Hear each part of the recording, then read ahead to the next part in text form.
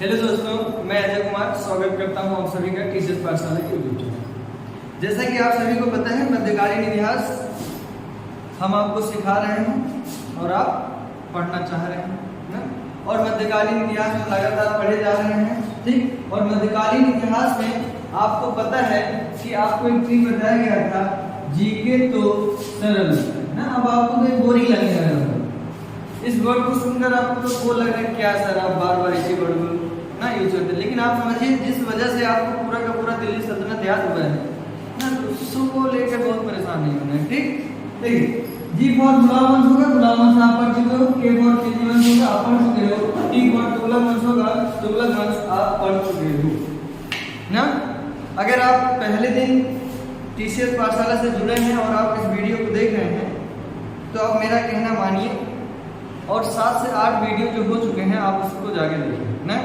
मध्यकालीन इतिहास आपको टीचर पाठशाला के चैनल पर मिलेगा, आप जरूर जाके देखिए, ताकि आपको अभी जो वीडियो पढ़ाया जा रहा है उसमें दिक्कत नहीं ना। और आप एकदम पेपर के जैसा, यानी कि जहाँ पेपर में जैसे प्रश्न पूछे जाते हैं उसी रिगार्डिंग सारी चीजें, ठीक। जीके तो सरल लगता है, गुलाम वंश हो गया, खिलजी वंश हो गया, तुगलक वंश हो गया, और आज हमको पढ़ना है, क्या पढ़ना है, सैयद। सैयद में बहुत ज्यादा बातें करने की बातें नहीं ना। बहुत ऐसे शासक नहीं हुए हैं जिनके द्वारा कुछ ऐसे काम किए गए हों और जिनकी गुणगान हम आपके सामने करें ना। गुणगान करने के लिए उनके द्वारा कुछ काम किए जाए थे और कुछ ऐसे काम किए नहीं।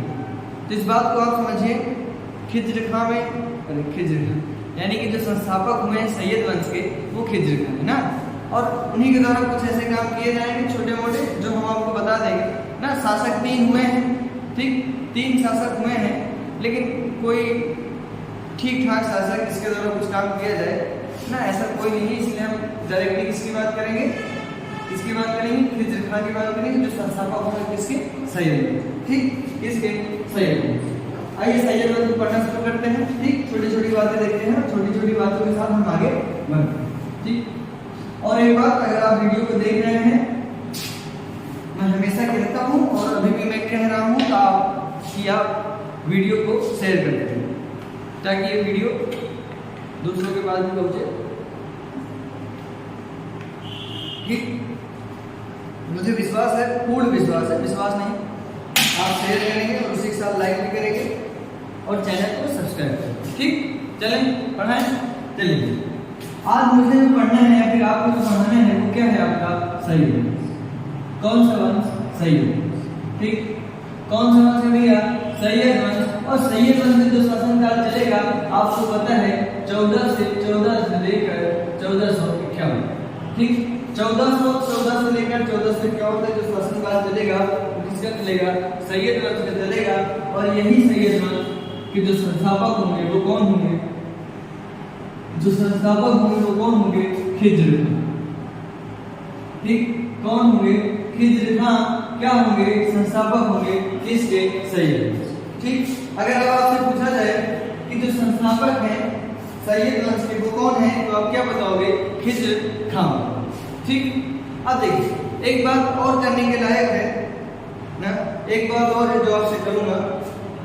और जो खिज्र खां है ना, इन्हीं के पास एक उपाधि है, और उस उपाधि को आपसे पूछा जाता है कि खिज्र खां के द्वारा जो उपाधि ली गई थी वो क्या ना। वो उपाधि क्या थी, रैयत आला ना। रैयत आला जो उपाधि है वो किसके लिए है, खिज्र खां। खिज्र खां कौन है, खिज्र खां कौन है, संस्थापक है किसके, सैयद ना। समझिएगा, समझिएगा।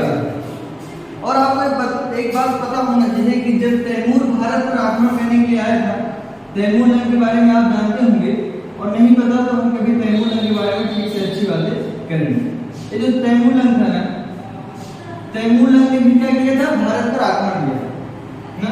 तैमूर लंग ने क्या किया था, भारत पर आक्रमण किया था, ठीक, भारत पर आक्रमण किया था। और आपको पता है जब आक्रमण किए थे तो जो खिज्र खां है ना, इनके सेनापति हुआ करते थे और इन्होंने बहुत ज्यादा सहायता की थी किसकी, तैमूर लंग। तैमूर लंग की बहुत ज्यादा सहायता कौन किया था, कौन किए थे, खिज्र ना।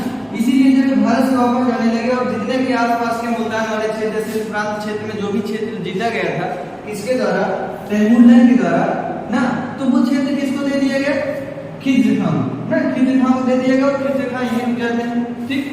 जिसके कारण वो बाद में क्या होता है, दिल्ली सल्तनत पर आक्रमण करते हैं, यानी कि तुगलक वंश को ही हराएंगे ना, तुगलक वंश के शासक को हराएंगे और कहां पे आएंगे, गद्दी जी के गुलाम वंश, गद्दी वंश, तुगलक वंश और सैयद, ठीक।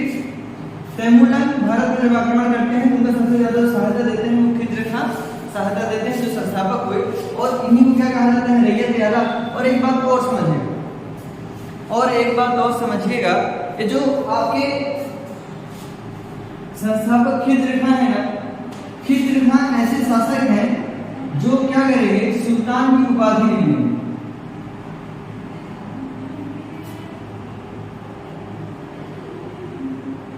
ठीक। जो क्या है, सुल्तान की उपाधि नहीं है ना। ये कौन सी उपाधि ले रहे हैं, रैयत आला की उपाधि ले रहे हैं। कौन सी उपाधि, रैयत आला। और आपसे पूछा जाएगा कि कुतुबुद्दीन ऐबक के बाद ऐसा कौन सा शासक हुआ है ना, प्रश्न आपसे क्या बनेगा, क्वेश्चन आपसे बन सकता है कि कुतुबुद्दीन ऐबक के बाद, कुतुबुद्दीन ऐबक के बाद ऐसे कौन से शासक हुए हैं ना, ऐसे कौन से शासक हुए हैं जिन्होंने सुल्तान की उपाधि नहीं ली, जिन्होंने क्या नहीं लिया, सुल्तान की उपाधि। और वो कौन हो जाएंगे, खिज्र खां। कौन हो जाएंगे, खिज्र खां। कमेंट के माध्यम से आप हमें बताइएगा ना, कमेंट के माध्यम से हमें बताइएगा कि रजिया सुल्तान का जो शासन काल था वो कितने वर्ष ना कितने वर्ष था और कितने साल से, यानी कि कौन से वर्ष से लेकर कौन से वर्ष तक रजिया सुल्तान का शासन काल था। इसी के साथ हमें बता दीजिएगा जो उनका पहला प्रेमी था ना, वो कहाँ के सूबेदार थे ना, वो कहाँ के सूबेदार थे, आप जल्दी से कमेंट के माध्यम से बताइए, आप जल्दी से कमेंट के माध्यम से बताइए। और समझो, ये जो तैमूरलंग है, आप जब तैमूरलंग को जानेंगे तो आपको समझ में आएगा कि बहुत ही दुष्ट टाइप का व्यक्ति है, और ऐसा इसने खुद कहा था।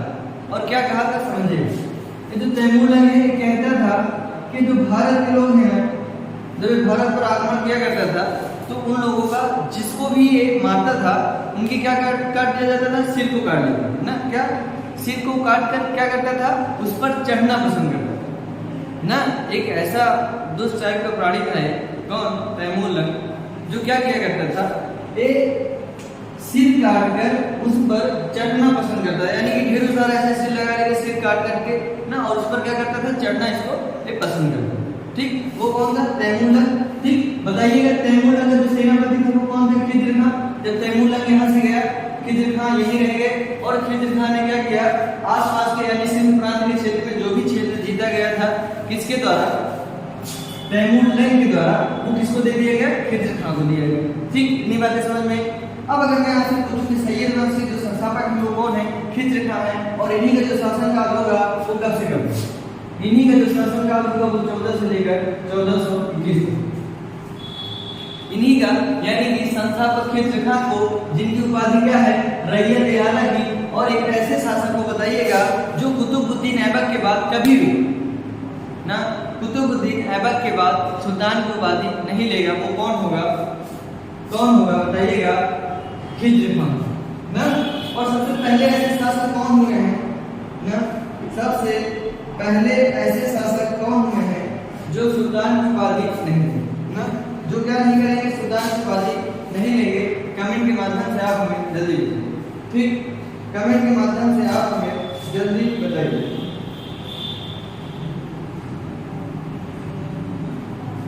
ठीक। चले आगे, एक इसकी बात हो गई खिज्र खां। एक बार देख लीजिए सैयद वंश का जो शासनकाल 1414 से 1451, ठीक। और उसके जो संस्थापक हैं वो खिज्र खां, जो खिज्र खां वो सेनापति हैं किसके, तैमूरलंग ना। और खिज्र खां क्या नहीं लेंगे, सुल्तान की उपाधि नहीं लेंगे, और जो उपाधि लिए हैं कौन सा लिए हैं, रैयत आला, ठीक, रैयत आला लिए हैं। आगे बात, ठीक, आगे बात करते हैं। देखिए थोड़ा सा बोरिंग नहीं होना चाहिए, आपको बोरिंग नहीं लगना चाहिए, मैं इंटरेस्टिंग बनाने की बहुत भर की कोशिश करता हूँ, ठीक, भर की कोशिश करता हूँ, और आप समझिए और आप पढ़िए, ठीक। बताइएगा जो खिद्र खां है पहले संस्थापक होंगे और इनका जो शासनकाल चलेगा वो 1414 से लेकर 1421 तक चलेगा। अब समझिएगा इसी के जो दूसरे शासक होंगे वो कौन होंगे? मुबारक शाह। कौन होंगे? मुबारक शाह होंगे।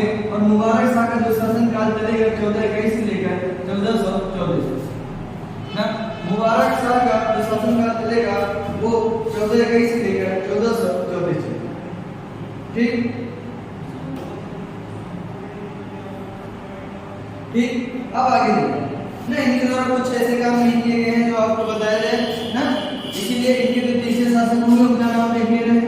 दूसरे कौन हुए? मुबारक शाह, 1421 से लेकर 1434 तक होंगे। इसी के बाद तीसरे जो होंगे उनका नाम है मोहम्मद शाह। उनका नाम है मोहम्मद शाह। ठीक, उनका नाम क्या है? मोहम्मद शाह। उनका जो नाम होगा वो क्या होगा? मोहम्मद शाह। ठीक, पहले कौन होंगे? खिद्र खां, दूसरे मुबारक शाह, तीसरे कौन है? मोहम्मद शाह। इनका शासनकाल चलेगा 1434 से लेकर ना 1434 से लेकर 1451 ना। 1434 से लेकर 1451 तक जो शासन चलेगा वो मोहम्मद शाह का चलेगा और इससे ज्यादा आपसे कहीं से नहीं पूछा जाएगा। ठीक, आगे चलिए आज हम शुरू करते हैं इसी के साथ लोधी वंश को। और लोधी वंश के साथ जैसे ही लोधी वंश खत्म होगा वैसे ही आपका क्या होगा? मध्यकालीन भारत का जो दिल्ली सल्तनत होगा वो खत्म होगा।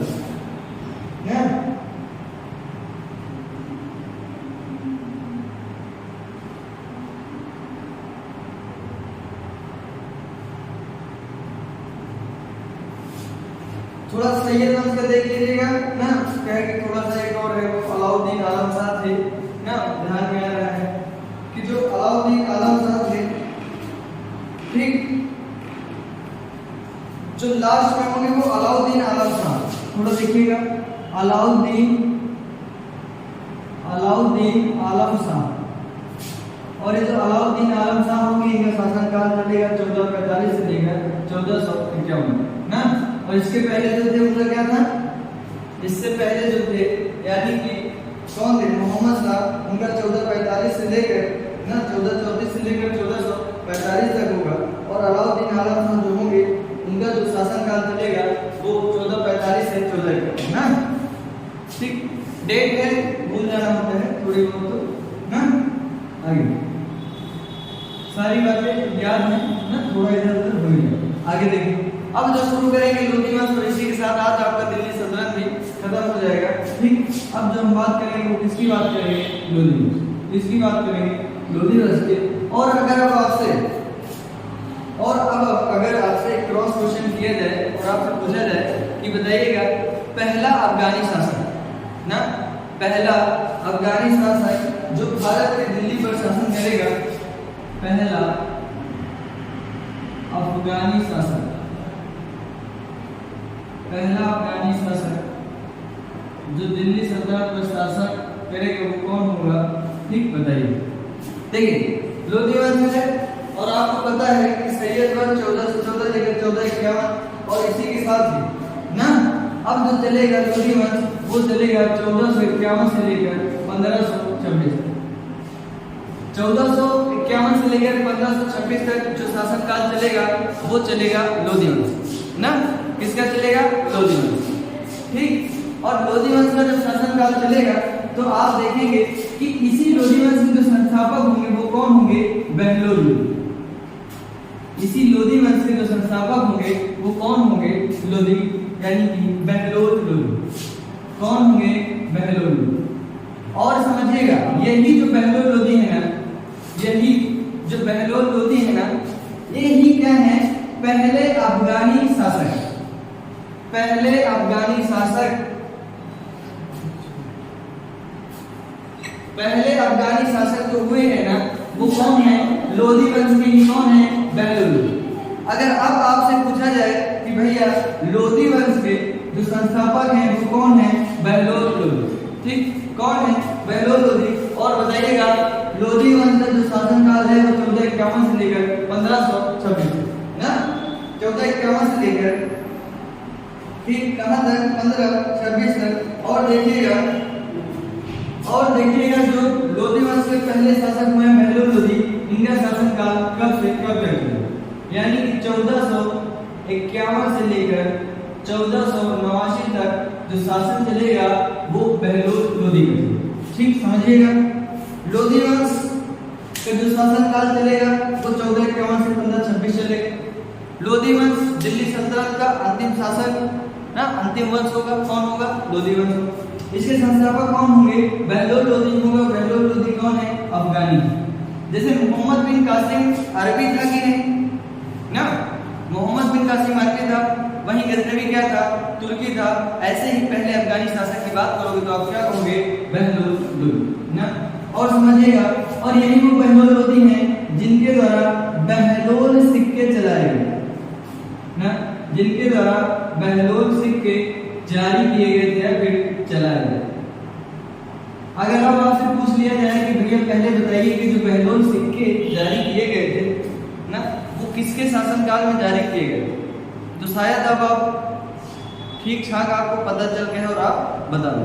इसी के साथ अगर मैं आपसे कहूं कि पहला अफगानी शासक जो दिल्ली सल्तनत पर बैठेगा वो कौन होगा? कौन होगा? बहलोल लोधी, यानी कि लोधी वंश ही क्या है? अफगानी। ठीक, बहलोल सिक्के जो चलाए जा रहे हैं वो किसके द्वारा चलाए जा रहे हैं? बहलोल के द्वारा चलाए जा रहे हैं। ठीक, अब देखिए आगे,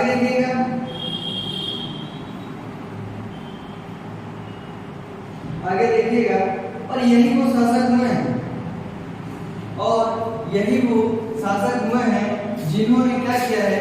जौनपुर पर आक्रमण करके ना, ये क्या किए हैं? जौनपुर पर आक्रमण करके ना, जौनपुर पर आक्रमण करके क्या कर रहे हैं? उसे कहाँ मिला रहे हैं? लोधी वंश में। कहाँ आक्रमण कर रहे हैं? जौनपुर पर आक्रमण करके लोधी वंश में मिला रहे हैं। लोधी वंश में मिला रहे हैं, समझिए। और ये लोधी वंश के संस्थापक बहलोल लोधी है ना, इन्हीं के पुत्र हैं, सुपुत्र हैं, उनका नाम है निजाम खान। ठीक, बहलोल लोधी के ही एक बेटे हैं या फिर पुत्र हैं या सुपुत्र हैं, उनका नाम क्या है? निजाम खान। क्या नाम है? निजाम खान। ठीक, क्या नाम है? निजाम खान, जो बाद में क्या बनेंगे? सिकंदर लोधी। जो बाद में क्या बनेंगे? सिकंदर लोधी। लोधी वंश के संस्थापक बहलोल लोधी और बहलोल लोधी के एक बेटे हैं जिनका नाम निजाम था। बचपन में होगा, लेकिन वो जैसे ही शासक बनेंगे, राजगद्दी पर बैठेंगे, उनका नाम क्या हो जाएगा? सिकंदर लोधी, जो महान और प्रतापी कहे जाएंगे, जो महान और प्रतापी कहे जाएंगे। और अगर अब आपसे पूछ लिया जाए कि जो महान और प्रतापी है लोधी वंश में ना, कौन से शासक को कहा गया है, तो आप क्या कहेंगे?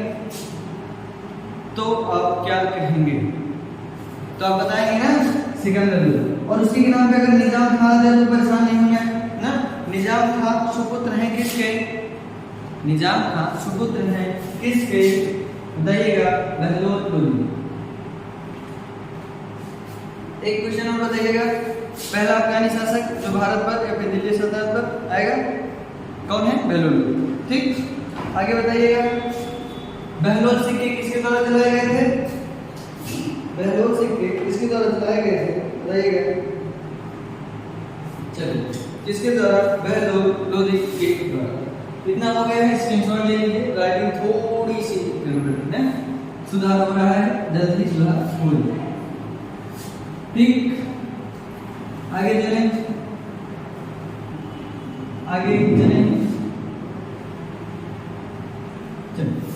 लोधी वंश में हम किसकी बात कर चुके हैं ना? लोधी वंश की हम बात कर रहे हैं, बहलोल लोधी की बातें हो चुकी हैं। दूसरे नंबर पर हमें जो बात करना है वो बात करना है सिकंदर लोधी ना।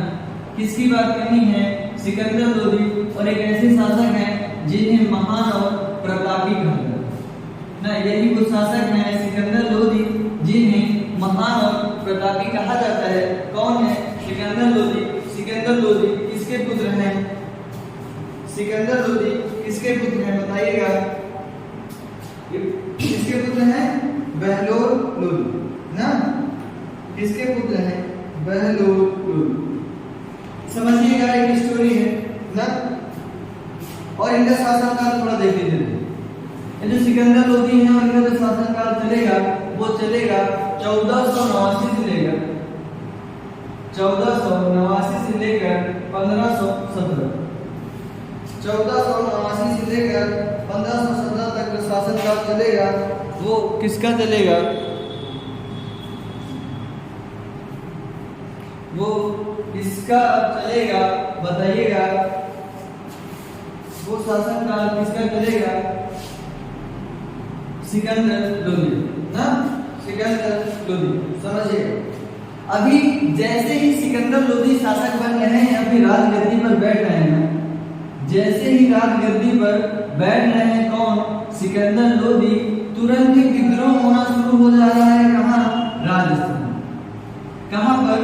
राजस्थान में विद्रोह होना शुरू हो जा रहा है। और विद्रोह कौन कर रहा है?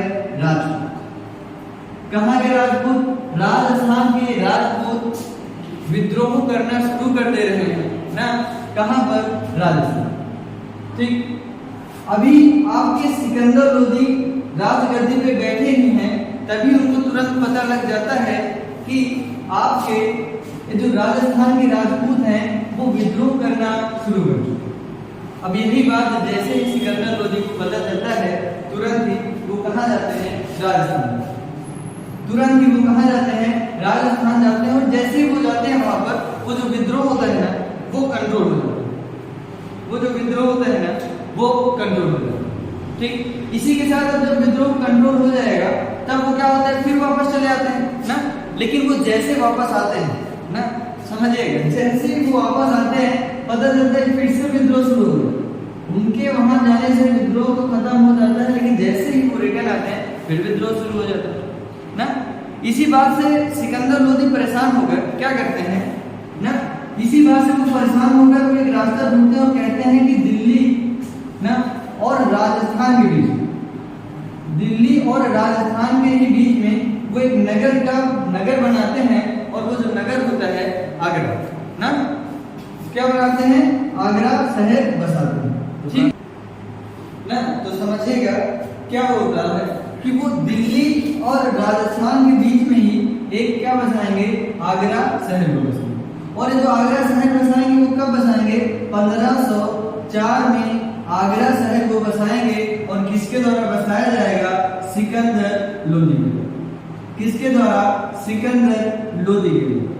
ठीक, अगर आपसे प्रश्न पूछ लिया जाए कि भैया जो ये आगरा शहर बसाया गया है ना, ये जो आगरा शहर बसाया गया है कब बसाया गया था और किसके द्वारा बसाया गया, तो अब बताने में आपको दिक्कत तो नहीं होगी। अब आप बता दोगे कि नहीं ना। आगरा शहर को जो बसाया गया था वो 1504 में बसाया गया था, सिकंदर लोदी के द्वारा बसाया गया ना। किसके कारण? राजपूतों के ना, किसके कारण? राजपूतों के कारण। ठीक, अब आगे समझिएगा ना, इसी के साथ आगे समझिएगा। अब जो 1504 में जैसे ही आगरा शहर को बसाते हैं, अब इनको थोड़ा सा डर लगने लग जाता है। अब थोड़ा सा डर लगने लग जाता है कि भैया कहीं ये जो राजपूत हैं ये आक्रमण न करें, ये राजपूत आक्रमण न कर दें। इसीलिए ये जो आगरा था ना 1506 में ही इसको राजधानी बनाया गया। किसके द्वारा? सिकंदर लोदी। राजधानी बनाया गया 1506 में किसके द्वारा?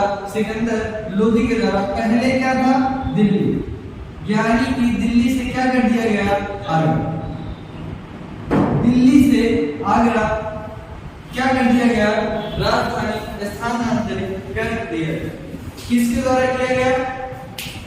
किसके द्वारा किया गया? सिकंदर लोदी। समझिएगा एक बार, लोदी वंश 1451 से 1526 चलेगा। और उसी के साथ जो सिकंदर लोदी है जिन्हें महान प्रतापी राजा कहा जाता है, उनका शासनकाल 1489 से 1517 तक चलेगा। 1489 से 1517 चलेगा। और आपको पता है ना कि सिकंदर लोदी जैसे ही शासक बनेंगे तुरंत क्या होगा? राजस्थान के राजपूत विद्रोह करते हैं।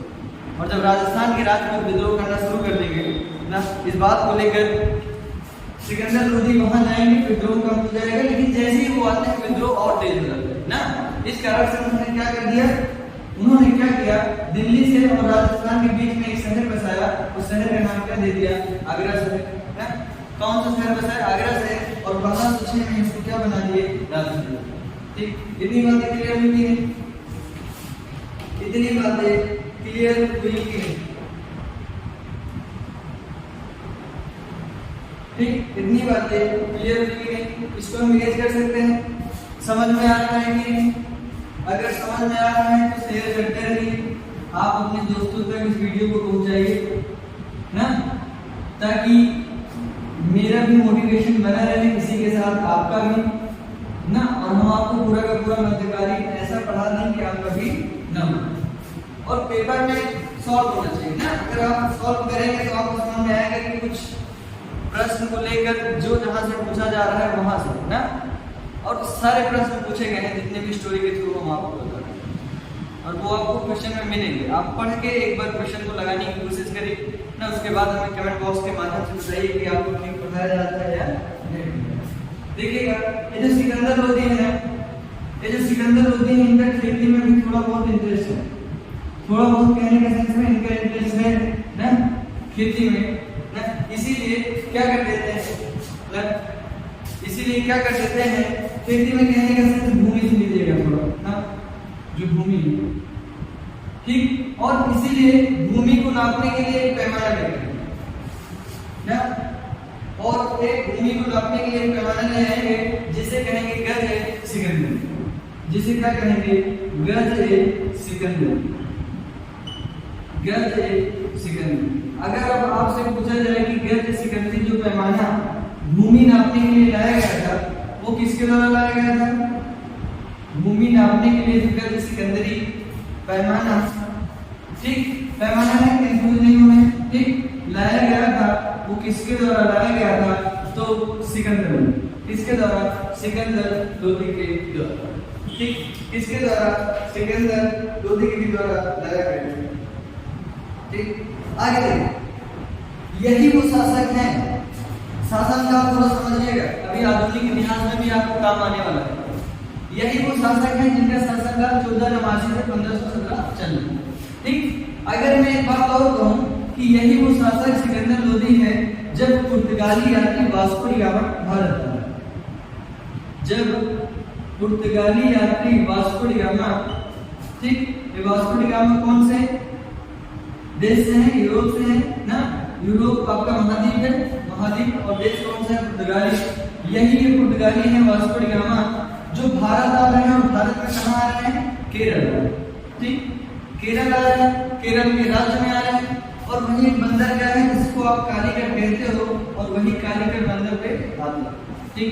अब समझो, दिल्ली सल्तनत पे कौन बैठा हुआ है, सिकंदर लोदी, दिल्ली सल्तनत पर सिकंदर लोदी बैठे हैं, लेकिन केरल में भी कोई शासन कर रहा होगा ना, इसलिए वहां के जो शासक है यहाँ के, वो कौन है, जमोरी, कौन है, जमोरी, जिनका स्वागत करते हैं, और यहाँ से वास्को डी गामा मसाला खरीद के लेके जाते हैं, और जब खरीद के लेके जाते हैं तो वहां पर अच्छा खासा इनको मुनाफा होता है, 60 गुना से कहा जाता है कि 60 गुना इनको मुनाफा होता है, जिसके कारण अब क्या होगा भारत पे, और समझिएगा, और ये पहले यात्री हैं जिन्होंने पानी के माध्यम से, यानी कि जल के ना, जल वाले रास्ते से कहां पहुंचे हैं, भारत पहुंचे ना, कहां पहुंचे हैं, भारत।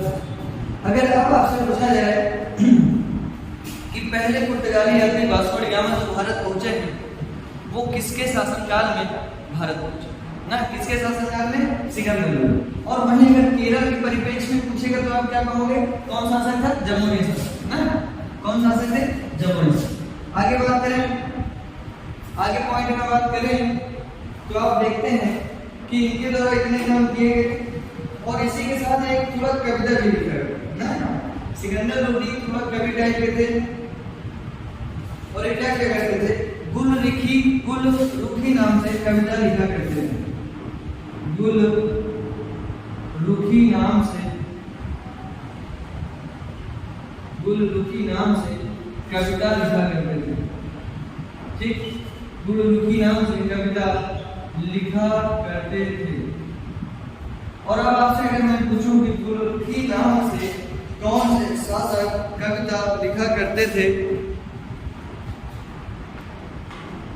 तो आपका उत्तर क्या होगा? तो आपका उत्तर क्या होगा बताइएगा। कौन लिखा करते थे? कौन लिखा करते थे? सिकंदर लोदी। कमेंट के माध्यम से जल्दी बताइए। शेयर नहीं कर रहे हैं आप लोग, शेयर तो आप कर ही नहीं है, ठीक। आगे देखिए, एक लास्ट पॉइंट है जो आप समझ लीजिए कि यही वो शासक है ना कि कुतुब मीनार का भी मरम्मत करवाएंगे। कुतुब मीनार का मरम्मत जो कराया जाएगा ना, कुतुब मीनार का मरम्मत भी कौन कराएगा? आपके सिकंदर लोदी कराएंगे ना। कौन कराएंगे? सिकंदर लोदी कराएंगे। समझिएगा, सिकंदर लोदी पुत्र है। सिकंदर लोदी का ही नाम क्या है? निजाम खां है। और ये जो पुत्र है किसके पुत्र हैं? जो पुत्र है किसके पुत्र है? बहलोल लोदी। और बहलोल लोदी द्वारा कौन से सिक्के चलाए गए हैं? कमेंट के माध्यम से जल्दी बताइए, ठीक। अब सिकंदर लोदी के जो शासनकाल 1489 से 1517। अब इसी के बाद जो आएंगे जो शासक होंगे वो कौन होंगे? बहलोल लोदी। कौन होंगे? बहलोल लोदी होंगे। और इनका जो शासनकाल चलेगा वो चलेगा 1517 से लेकर 1526 तक। आप जो रट के बैठे हैं कि पानीपत का प्रथम युद्ध हुआ, और यही पानीपत का जो प्रथम युद्ध होगा उसी से क्या होगा? दिल्ली सल्तनत खत्म होगा, और वहीं से आपका क्या शुरुआत होगा? मुगल साम्राज्य शुरुआत होगा, ठीक। इतनी बातें समझ में आई कि नहीं? अगर इतनी बातें समझ में आ गई हैं तो कमेंट बॉक्स में थम्स अप जरूर करिए ना। चैनल को सब्सक्राइब करिए, टीसीएस पाठशाला को शेयर करिए ना। आपके लिए लगातार मेहनत किया जा रहा है। अभी हम आपके लिए क्वेश्चन सीरीज भी लेके आएंगे ना, एक क्वेश्चन सीरीज भी लेके आएंगे। वहां पर हम आपको प्रश्न करवाएंगे। जितना भी आपको दिल्ली सल्तनत जैसे ही आपका खत्म होगा वैसे ही दिल्ली सल्तनत के जितने क्वेश्चन बनेंगे हम आपसे सॉल्व करेंगे ना। वो क्या करेंगे? हम आपके लिए सॉल्व करवाएंगे ना, परेशान नहीं होंगे, ठीक। इसी के साथ ना आप बने रहिए, शेयर करते रहिए, टीसीएस पाठशाला को सब्सक्राइब करिए, अपना प्यार दिखाते रहिए ना। इसी के साथ जय हिंद, जय भारत, ठीक।